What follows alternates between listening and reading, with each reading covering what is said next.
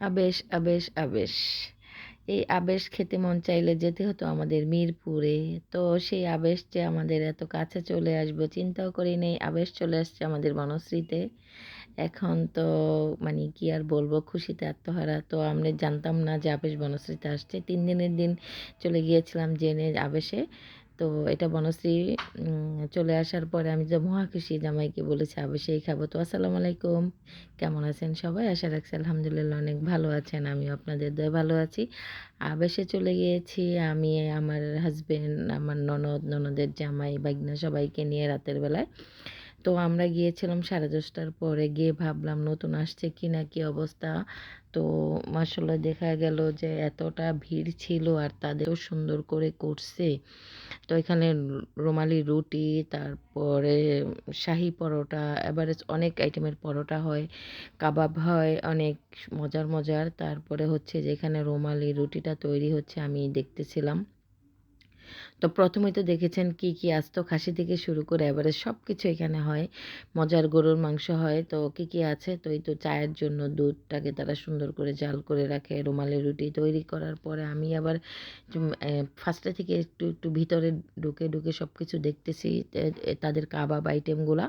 এখানে প্রায় 10 আইটেমের প্রায় কাবাব হয়, সব প্রকার কাবাব আইটেম আছে। তারপরে হচ্ছে তাদের বিখ্যাত সেই হান্ডি। তো এই হান্ডি এইগুলা সব সারাদিনে শেষ হয়ে গেছে। সারাদিনে শেষ হয়ে যাওয়ার পরে এগুলো এমনিতেই রেখে দিছে, পরবর্তী আগামীকালের জন্য তারা আবার রেডি করবে। তারপর আমি তাদের ভিতরে ঢুকতেছি, তো দেখুন খালি হান্ডিটা দেখলাম। আমি তো ভাবছি বড়, আসলে এগুলো কিছুই নেই, সারাদিনে খালি হয়ে গেছে। তাদের ভিতরে ঢুকলাম, ভিতরে ঢুকে এই তো দেখতেছিলাম, দেখুন কত খাবার এখনো তৈরি হচ্ছে। এখানে প্রায় 7টা 8টার মতো হান্ডিতে খাবার রেডি আছে। তখন 11টা বাজে। তো উনি আমাকে সব দেখাচ্ছে। তো বলল যে আমি দেখাই, আপনি ভিডিও করেন। তারপর উনি আবার আমাদেরকে একটা একটা করে দেখাচ্ছে বা বলতেছিল এটা ভুনা, সরি, আর এটা হচ্ছে হাঁসের কালো ভুনা।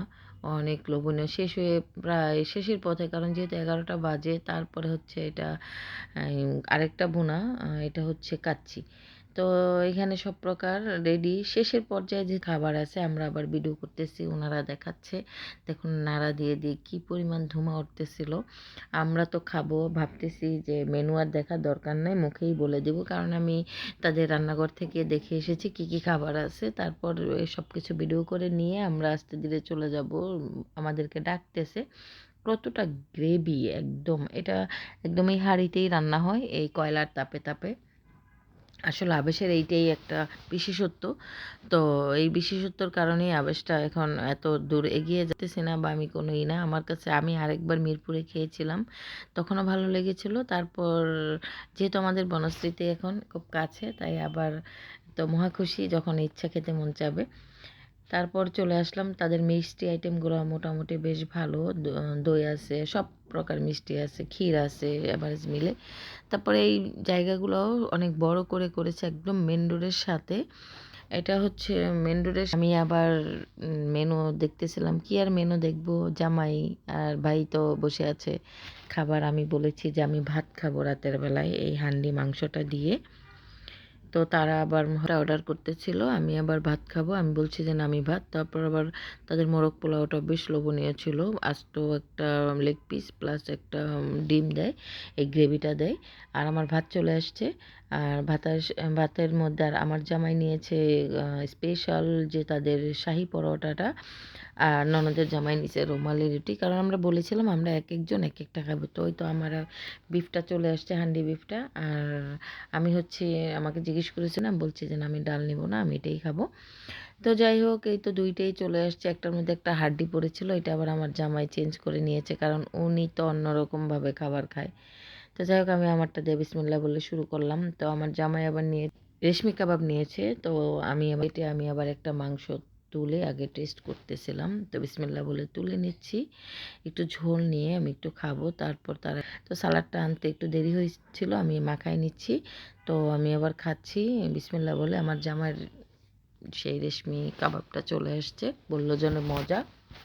তো যাই হোক, ওনারা ওনাদের মতো খাচ্ছে, আমি আমার মতো খাচ্ছি। আমার কাছে আমার খাবারটাই বেস্ট মনে হয়েছিল। আহ, যারা একটু মজা করে খেতে চান অবশ্যই ট্রাই করবেন ভাতটা দিয়ে বা রুমালি রুটিটা দিয়ে এই হান্ডি বিফটা খাওয়ার জন্য। এতটা সফট ছিল, মানে এই কয়লার রান্নায় যে এতটা গরুর মাংসটা এতটা সফট হয় এটা আসলে না খেলে বোঝা যাবে না। শেষ করে আমি আবার একটু তাদের রাতের 11টার পরের অবস্থা হোটেলের দেখাচ্ছি। আমাদের মোটামুটি খাওয়া দাওয়া শেষ, বিল টিলের জন্য বসে আছি। তো এই তো আমরা বসে একটু গল্প টল্প করতেছি, বলতেছিল আমাকে চা খাবো কি না। তারপর আমি আর চা খাইনি, যেহেতু রাত 11:30 বেজে গেছে, এখন চাটা খেলে আমার ঘুমে ডিস্টার্ব হবে। আমি আর চা খাই নাই, ভাবলাম যে আরেকদিন নাস্তা খাবো তখন চা খাবো। চায়ের পরিমাণটা বিশাল দেয়। তারপরে যে মিষ্টি আইটেম দেখে দেখে ঘুরে ঘুরে আমরা বের হওয়ার পালা, বের হয়ে যাব। ভিডিওটা আপনাদের কাছে কেমন লাগলো অবশ্যই একটা লাইক কমেন্ট শেয়ার করে জানাবেন। আর হচ্ছে কারো ইচ্ছে থাকলে মন চাইলে অবশ্যই বনশ্রীতে চলে আসবেন। একদম মেন রোডের ভিতরে কোনো শাখা নেই। আমি কোন ব্লকে দিতে ভুলে গিয়েছিলাম, দেখি নাই, সরি। তো এটা একদম রামপুরা ব্রিজ থেকে নামার পরে সামনে পড়বে।